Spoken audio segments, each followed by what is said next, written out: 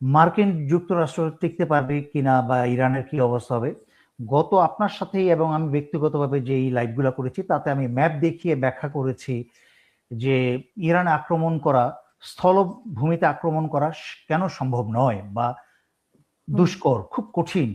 যারা যাবে তাদের জন্য সেটা হবে সুইসাইড, তারা জীবন নিয়ে ফিরতে পারবে না। প্রথমেই উদাহরণটা নিই, সেই ইরাক যুক্তরাষ্ট্র যে অবৈধভাবে ইরাক আক্রমণ করেছিল, ডব্লিউএমডি বা ওয়েপন অফ ম্যাস ডিস্ট্রাকশন, এটার মিথ্যা কথা বলে অজুহাত দেখিয়ে যে ইরাকে যে আক্রমণ করেছে ইসরায়েল এবং যুক্তরাষ্ট্র মিলে, সেখানে কিন্তু যুক্তরাষ্ট্র 3 লাখ সেনা পাঠিয়েছিল। 3 লাখ সেনা পাঠানোর পরেও প্রতি সপ্তাহে 8 থেকে 10 জন যুক্তরাষ্ট্রের সেনা মারা যাচ্ছিল এবং তাদের মৃতদেহ যুক্তরাষ্ট্রে ফেরত আসছিল। সেটা হচ্ছে সেই 2002-3 সালের কথা বলছি, 3 সালের কথা বলছি। তখন 3 লাখ সেনা পাঠিয়েছিল যুক্তরাষ্ট্র, তারপরেও প্রতি সপ্তাহে 8 থেকে 10টা যুক্তরাষ্ট্রের সেনার মৃতদেহ যুক্তরাষ্ট্রে কফিনের বক্সে করে ফেরত আসছিল। আর এরপরে তো যুক্তরাষ্ট্র সারা দুনিয়াতে বহু মাস্তানি করেছে, বহু জায়গায় নিয়োজিত হয়েছে। এক মধ্যপ্রাচ্যেই তাদের কয়েক ট্রিলিয়ন ডলার ব্যয় করেছে তাদের সেনা ঘাঁটি তৈরিতে, যেগুলা ইরান ধ্বংস করে দিয়েছে, যেগুলা থেকে কোনো প্রকার আক্রমণ চালানো যুক্তরাষ্ট্রের পক্ষে সম্ভব নয়। সুতরাং এখন যেহেতু ইসরায়েল এবং যুক্তরাষ্ট্র যৌথ বাহিনী ইরানের বিরুদ্ধে, তাই আমি যখনই যে কোনো রেফারেন্স দিব আমি ইসরায়েল এবং যুক্তরাষ্ট্র মিলেই কথাটা বলবো। ইসরায়েল ইরানের বিরুদ্ধে যেই পরিমাণ সমরাস্ত্র বা সেনা ব্যবহার করেছে, তার পাশাপাশি কি বলে এটাকে, হিজবুল্লাহর বিরুদ্ধে এবং অন্যান্যদের বিরুদ্ধে যেসব সেনা মোতায়েন করেছে ইসরায়েলের সমস্ত সেনা বাদ দিয়ে মনে করেন এখন একদম ছাঁকনি দিয়ে মানে ছেকে খুব বেশি হলে 70,000 সেনা তাদের পক্ষে জড়ো করা সম্ভব। তাও এই 70,000 সেনা হচ্ছে ক্লান্ত, দুর্বল, গাজায় ক্রমাগত নারী এবং শিশু হত্যা করতে করতে তারা মানসিকভাবে বিকারগ্রস্ত এবং তারা শারীরিকভাবে মানসিকভাবে অত্যন্ত দুর্বল, ভেঙে পড়েছে। তাদের পক্ষে যুদ্ধ চালিয়ে যাওয়া সম্ভব না। এবং একই সাথে তারা এতদিন গাজায় উল্লাস করেছে গণহত্যা করে, এখন তাদের ইরান যখন তাদের বাড়িঘর, বিল্ডিং, অ্যাপার্টমেন্ট উড়িয়ে দিচ্ছে, তখন তারা চিৎকার করে কান্না করছে। এটাই হচ্ছে একটা জিনিস যেটা সামরিক বাহিনীতে আমরা সবসময় বলি, জয় পরাজয় নির্ভর করে মূলত একটা জিনিসের উপরে, একটা গুরুত্বপূর্ণ বিষয়ের উপরে জয় পরাজয় নির্ভর করে। সেটা হচ্ছে দ্য কজ, কারণ। কি কারণে কোন বাহিনী কার বিরুদ্ধে যুদ্ধ করছে সেই কারণটার উপরে নির্ভর করে জয় পরাজয়ের একটা বিশাল সম্ভাবনা, হারবে না জিতবে। কজ বা কারণ যদি ভুল হয় তাহলে হারার সম্ভাবনাই খুব স্বাভাবিক। ইসরায়েল অন্যের দেশে আক্রমণ করছে এবং যুক্তরাষ্ট্র অন্যের দেশে অন্যায়ভাবে আক্রমণ করছে, অন্য দেশের শান্তিপ্রিয় মানুষের উপরে আক্রমণ করে নারী, শিশু এবং পুরুষ হত্যা করছে, তাদের সম্পত্তি ধ্বংস করছে। দখলদার বাহিনী, সন্ত্রাসী বাহিনী। তার মানে তাদের কারণটা হচ্ছে অত্যন্ত দুর্বল। এই কারণটার কারণেই কিন্তু, এই উদ্দেশ্যের কারণেই কিন্তু তারা প্রথমেই পরাজিত। আর ইরান তথা প্যালেস্টাইন, প্রথমে প্যালেস্টাইন আমার তো বলা ব্যাখ্যা করার প্রয়োজন নাই, তাদের নিজস্ব ভূমি, তাদের নিজস্ব দেশ পুনরুদ্ধারের জন্য তারা যুদ্ধ করে যাচ্ছে এবং তারা নিজে টিকে থাকার জন্য। ইরান তাদের প্রতিরক্ষার জন্য এবং তারা টিকে থাকার জন্য, এটা কিন্তু অত্যন্ত গুরুত্বপূর্ণ একটা শব্দ মনে রাখতে হবে, টিকে থাকা বা সার্ভাইভাল। কারণ সেখানে প্যালেস্টাইন এবং ইরানের কারণটা হচ্ছে শক্তিশালী। সেই ক্ষেত্রে ইসরায়েল আমরা দেখতে পাচ্ছি যখনই একটা বোমা পড়ছে ইসরায়েলে, তখন ইঁদুরের বাচ্চার মতো সব পালাচ্ছে। আবার যখন যুক্তরাষ্ট্রের, মিডল ইস্টের যুক্তরাষ্ট্রের বেসগুলোতে আক্রমণ হচ্ছে, এর আগে তো অর্ধেকের বেশি সেনা, যুক্তরাষ্ট্রের সেনা সরিয়ে নেওয়া হয়েছে অনেক আগেই, যুদ্ধ আক্রমণ, ইরান আক্রমণ করার আগেই। তারপরও যারা ছিল তারা মাটির বহু নিচে বাংকারে লুকিয়েছিল ইঁদুরের গর্তের মতো। আপনাকে অনুরোধ করব জনতার বোঝার স্বার্থে এই ইরান জাতির ইমানের শক্তি এবং তারা কোন পর্যায়ের জাতি সেটা বোঝানোর জন্য একটা ভিডিও দেখানোর জন্য অনুরোধ করব। প্লিজ ওই ভিডিওটা দেখান যেখানে ইরানিরা রাস্তায় উন্মুক্তভাবে আল্লাহু আকবারের ব্যাখ্যা করছে, তখন যুক্তরাষ্ট্র এবং ইসরায়েল তাদের উপর বোমা ছুটছে, সামান্যতম নড়চড় নাই, তাদের স্থান পরিবর্তন করে নাই। দেখেন, মূলত আমি ব্যাখ্যা করছি জনগণের স্বার্থে বোঝার জন্য। এখানে ইরানিরা রাস্তায় নেমে দিনের আলোতে তারা সড়কে তারা আন্দোলন করছে যুক্তরাষ্ট্রের বিরুদ্ধে, এবং এই ভদ্রমহিলা উনি ব্যাখ্যা করছেন আল্লাহু আকবার মানে কি। এবং ঠিক তখনই তার মাথার পিছনে দেখেন যুক্তরাষ্ট্র এবং ইসরায়েলের বোমা বর্ষণ হচ্ছে, কিন্তু তার এক চুল পরিমাণ সেই জায়গা থেকে সরছে। ভদ্রমহিলা বলছেন যে আল্লাহু আকবরের শক্তি কি যুক্তরাষ্ট্র এবং ইসরায়েলের বোমার চেয়েও বিশাল শক্তিশালী, যার তুলনা হয় না। এই কথা যখন ভদ্রমহিলা বলছেন, দিনের আলোতে রাস্তায় দাঁড়িয়ে ইরানিরা যখন আন্দোলন করছে, ঠিক তখনই যুক্তরাষ্ট্র এবং ইসরায়েলের বোমা তাদের পাশেই পড়ছে, কিন্তু তাদের অবস্থানের বিন্দুমাত্র পরিবর্তন নেই। তারা ভয়ে লুকানো তো পালানো তো দূরের কথা, তারা মাথা পর্যন্ত নিচু করে নেই। সুবহানাল্লাহ, আলহামদুলিল্লাহ। এটা বলার উদ্দেশ্য বা দেখানোর চেষ্টা করার উদ্দেশ্যটা হচ্ছে আপনাদেরকে বোঝানো যে আপনারা মনে রাখতে হবে দুইটা দেশ, একটা হচ্ছে ইরান আর একটা হচ্ছে টার্কি। এই দুইটা দেশ কিন্তু আরব দেশের অংশ না বা আরব জাতির অংশ না। ইরান হচ্ছে সেই প্রাচীন হাজার হাজার বছরের আগের পারস্য, যেই আমরা মুভি দেখি, অনেক সময় কার্টুন দেখি, প্রিন্স অফ পার্সিয়া আমরা দেখি যে তারা বীরত্বের সাথে লড়াই করছে। এইসব ঘটনার উপর ভিত্তি করে কিন্তু বিধর্মীরা ওইসব মুভি অথবা কার্টুন বানিয়েছে, কিন্তু বাস্তব দৃষ্টিতে এই পার্সিয়ান নেশন হচ্ছে হাজার হাজার বছর ধরে এমন একটা বীর জাতি যাদেরকে কোনো দেশ হারাতে পারে নাই। একই সাথে আগে যাদেরকে বলা হতো টার্কি বা এখন টার্কিও কিন্তু সেই টার্ক নেশন।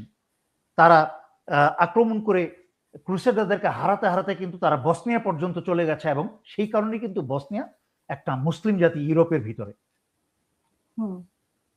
সুতরাং ইরানকে বা এই পারস্যকে এবং টার্ককে সেই সব বর্বর কি বলে পাথর যুগের মরুভূমির দস্যু ডাকাত মধ্যপ্রাচ্যের ওইসব দেশের সাথে তুলনা করলে হবে না। এরা জীবন দিতে দ্বিধা করে না। এখন আসি আপনার প্রশ্নের উত্তরে সরাসরি, একটু ব্যাখ্যা করতে হয় সবার বোঝার জন্য। যুক্তরাষ্ট্র ইরাকে 3 লাখ যুক্তরাষ্ট্রের সৈন্য পাঠিয়েছিল, কিন্তু এখন কিন্তু যুক্তরাষ্ট্রের 1 লাখ সৈন্য পাঠানোর ক্ষমতা নাই। 2,500 পাঠাবে। 2,500 তো নস্যি কিছুই না, ধুলার সাথে উড়ে যাবে। যেখানে আপনি বলছেন যে কত লাখ যেন 3 লাখ না কত লাখ পাঠিয়েছিল হ্যাঁ, ইরাকে পাঠিয়েছিল 3 লাখ। সেখানে ইসরায়েল যদি যারা পা ধরে কান্নাকাটি করছে, এইসব সৈন্য তাদেরকে ধরে বেঁধে যদি মাথায় অস্ত্র ঠেকিয়েও যদি তাদেরকে যুদ্ধে পাঠানো হয়, তারপর আপনি একটু ম্যাপটায় আসেন, যে ম্যাপটা একটু দেখিয়েছি মিসাইল সহকারে, এই ম্যাপটা একটু দেখান, ম্যাপটা দেখিয়ে কথা বলি। আচ্ছা, এইখানে গ্রিন সবুজ রঙের যেই সার্কেল আপনি ইরান দেখতে পাচ্ছেন, এটা হচ্ছে ইরান। আর দুইটা লাল রঙের সবচেয়ে বামে হচ্ছে আপনার সিরিয়া, আর মাঝখানে যে লাল রংটা এটা হচ্ছে ইরাক। এটা হচ্ছে মধ্যপ্রাচ্যের ম্যাপ। আর যুক্তরাষ্ট্র কিন্তু তার থেকে বহু দূরে, আপনার 6,000 কিলোমিটার দূরে হচ্ছে যুক্তরাষ্ট্র। যুক্তরাষ্ট্রকে আক্রমণ করতে হলে, তার সেনা দিয়ে ইরানে আক্রমণ করতে হলে, তাদের সেনাকে সেই বিমানে করে হোক, জাহাজে করে হোক, আর হরমুজ প্রণালী যেহেতু বন্ধ, ওই দিক দিয়ে বাবাল মান্দাব বা ইয়েমেনের পাশে যে প্রণালী, সেটাও আসতে দিবে না, ইয়েমেন সহায়তা করবে না, হুতি ওদেরকে আক্রমণ করবে।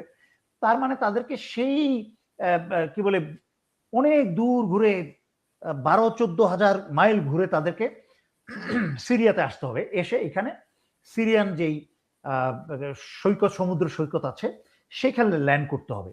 আর আপনাদেরকে আমি নিজের হাতে তাড়াহুড়ো করে একটু একে তাড়াহুড়ো করে একে দেখিয়েছি, ইরানের গোলা কিন্তু এই পারস্য সকল সিরিয়া থেকে আরম্ভ করে লেবানন, ইসরায়েল থেকে, আপনারা তো জানেন তেল আবিবের মানে একদম ভর্তা করে দিয়েছে ইসরায়েল গোলা মেরে। সুতরাং সিরিয়াতে তাদের মিসাইল আরামে পৌঁছায়। তো তাদের ড্রোন থেকে আরম্ভ করে তাদের সেই কি বলে সকল মিসাইল, শক্তিশালী মিসাইলগুলো সেখানে পৌঁছায়। সুতরাং যখনই আমেরিকান ফোর্স সিরিয়াতে নামবে, তখনই মিসাইল মেরে আক্রমণ করার আগে ওখানেই শেষ করে দিবে। জি, আর ইরাক হয়ে যদি যুক্তরাষ্ট্র আসতে চায়, ইরাকে ইতিমধ্যে আমি ইরাকের বর্তমান অবস্থাটা পরে ব্যাখ্যা করি, তার আগে বলি, ইরাক দিয়ে যদি ইরানের নর্থ ওয়েস্ট দিয়ে যদি আসতে চায়, তাহলে কিন্তু সেখানেও মিসাইল দিয়ে সমস্ত বাহিনীকে ধ্বংস করে দেওয়া হবে।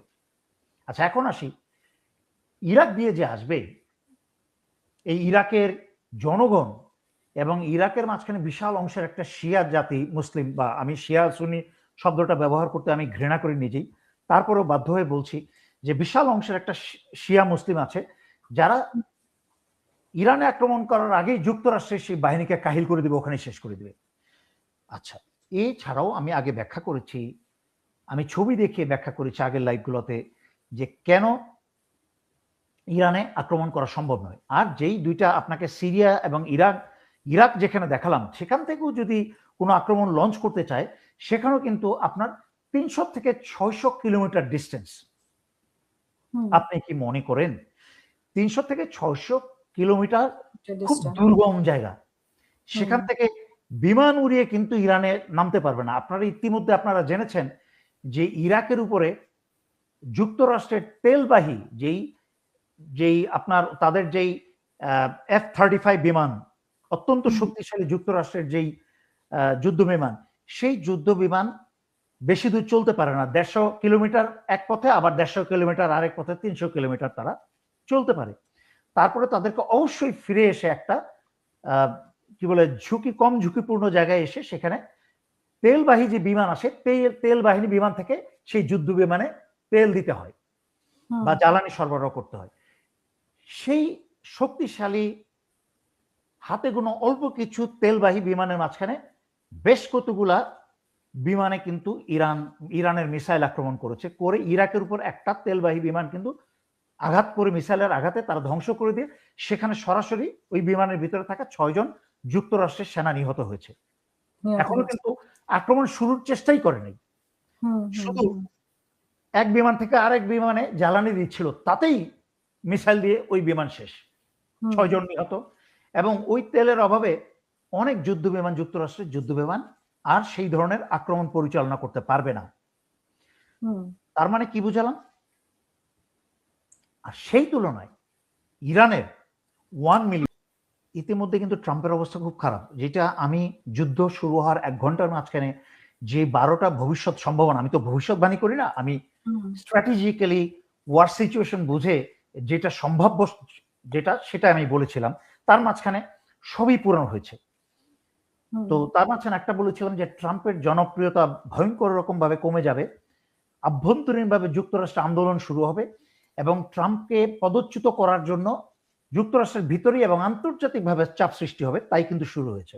এখন মানুষ হাসাহাসি করছে ট্রাম্পের কথায়, কারণ যেই ট্রাম্প প্রথম ফুটানি করে মিথ্যা কথা, ওর তো সমস্ত হচ্ছে হাসিনার মতো ডায়রিয়া মাউথ। আমি যে হাসিনার নাম দিয়েছিলাম 2019, 18, 19, 20 সালে ডায়রিয়া মাউথ, এই ট্রাম্পও কিন্তু ডায়রিয়া মাউথ। ও কন্টিনিউয়াস মিথ্যা কথা বলে যাচ্ছে, মুখ থেকে ডায়রিয়া মাউথের মতো মিথ্যা কথা বলে যাচ্ছে, তার ভিতরে সামান্যতম অনুশোচনা নেই বা বুদ্ধি নেই যে মানুষ এটা বুঝতে পারছে এবং হাসছে তাকে নিয়ে, ঠাট্টা মস্করা করছে, তার কোনো লজ্জা শরম নেই, হাসিনার মতো কোনো লজ্জা শরম নেই। তো ট্রাম্প কিন্তু ক্রমাগত মিথ্যা বলে যাচ্ছে। মজার ব্যাপার হচ্ছে, অত্যন্ত লজ্জাজনক আমাদের জন্য মজার, বা ট্রাম্প প্রশাসনের জন্য অত্যন্ত লজ্জাজনক ব্যাপার হচ্ছে যে এতদিন ট্রাম্প খুব ফুটানি করে বলেছে তাদের এত শক্তি, আনলিমিটেড যুদ্ধ চালিয়ে যেতে পারবে। এখন কি বলছে? ট্রাম্প মাথাকে নিচা করে বলছে তার জামাইকে দোষারোপ করছে, তার যুদ্ধ বিশারদ মন্ত্রী, যে আমি হ্যাগ বলি না, আমি পিক বলি, পিকসেট, তো তাকে ওই হ্যাকসা, আমি তাকে পিকসেট বলি, হ্যাকসাট বলি না, একটা শুকর জানোয়ার। তো এই কি বলে, এই পিকসেটকে দোষ দিচ্ছে যে ওদের কথায় আমি ইরানকে আন্ডার এস্টিমেট করেছিলাম, ইরানের যে এত বোমা আছে আমি বুঝতে পারিনি।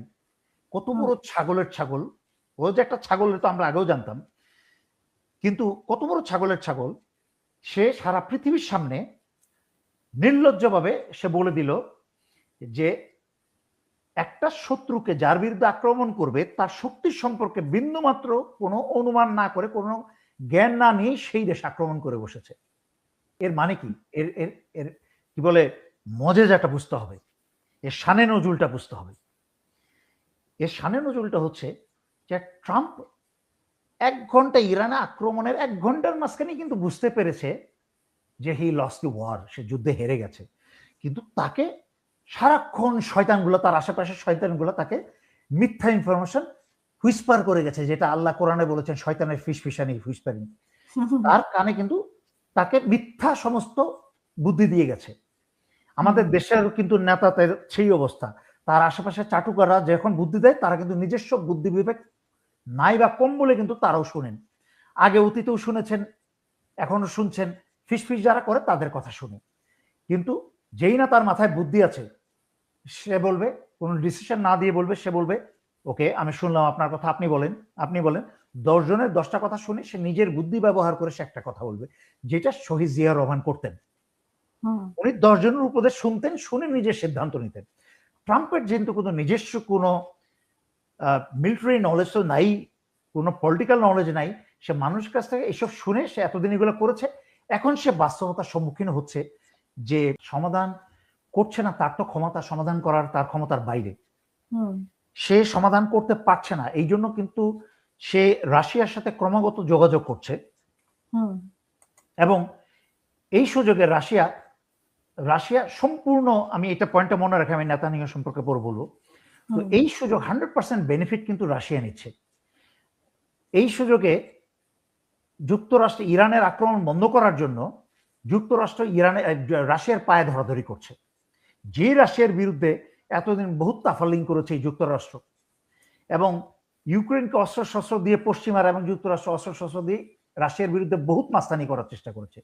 এই রাশিয়া এখন মাথা উঁচা করে দাঁড়িয়েছে, সম্পূর্ণ বেনিফিট নিচ্ছে। এই রাশিয়ার বিরুদ্ধে যুক্তরাষ্ট্র সমস্ত স্যাংশন তুলে দিয়েছে, বিশেষ করে তেল সরবরাহের বা রপ্তানি করা যে স্যাংশন ছিল সেটা তুলে দিয়েছে। যেই রাশিয়ার প্রতি ব্যারেল তেলের মূল্য ছিল $50 মতো, সেই ব্যারেল এখন রাশিয়া বুক ফুলিয়ে মাথা উঁচু করে সেই তেল আন্তর্জাতিক বাজারে বিক্রি করছে $100 উপরে। মানে পুরা ফায়দা, প্রতি মাসে বিলিয়নস অফ ডলার ইনকাম করছে রাশিয়া এই সুযোগে। আর রাশিয়া এবং চীন ইরানকে ব্যবহার করে প্রক্সি ওয়ার চালিয়ে যাচ্ছে, যুক্তরাষ্ট্রকে বাড়ি দিয়ে এইবার সাপের মাথা, পদ্ম গোকরা বা বিষাক্ত সাপের মাথা কেটে দেওয়ার জন্য, যে ভবিষ্যতে যেন যুক্তরাষ্ট্রের মাথা তুলে দাঁড়াতে না পারে, সেটা ইতিমধ্যে হয়ে গেছে। কারণ আগের লাইভেও আপনার লাইভে আমি ব্যাখ্যা করেছি, মধ্যপ্রাচ্যে আমাদের জানা ভবিষ্যৎ ইতিহাসে আমাদের জীবিত অবস্থায় মধ্যপ্রাচ্যে যুক্তরাষ্ট্রের আর কোনো সামরিক ঘাঁটি তৈরি হবে না। এবং ইরান ইতিমধ্যে রাশিয়া এবং চীনের মাধ্যমে যেই কয়েকটা শর্ত, যুদ্ধবিরতির জন্য যেই কয়েকটা শর্ত দিয়েছে যুক্তরাষ্ট্রকে এবং ইসরায়েলকে, বিশেষ করে যুক্তরাষ্ট্রকে, তার মাঝে একটা হচ্ছে মধ্যপ্রাচ্যে যুক্তরাষ্ট্রের আর কোনো ঘাঁটি বা সেনা মোতায়েন থাকতে পারবে না। দ্বিতীয়ত হচ্ছে ইরানে এই আক্রমণে, অবৈধ আক্রমণে ইরানের যেই ক্ষয়ক্ষতি হয়েছে, সেই ক্ষতিপূরণ হিসাবে তাদেরকে $800 বিলিয়ন ইরানকে দিতে হবে। এবং তাদের যেই স্থাপনার ক্ষতি করেছে যুক্তরাষ্ট্র বা ইসরায়েল মিলে মিসাইল মেরে, দালান কোঠা যেসব ধ্বংস করেছে, সেই দালান কোঠা আবার পুনর্নির্মাণের যেই ক্ষতিপূরণ সেটা দিতে হবে। তাদেরকে $500 বিলিয়ন ক্ষতিপূরণের জন্য 10 বছর সময় বেঁধে দিয়েছে। যদি সেই প্রক্রিয়া শুরু না করে, এবং ইরানের উপর থেকে এ যাবৎ গত 2 যুগের উপর ধরে যেই সকল নিষেধাজ্ঞা যুক্তরাষ্ট্র এবং পশ্চিমা দেশ দিয়েছে, সেই সকল নিষেধাজ্ঞা তুলে নিতে হবে ইরানের উপর থেকে।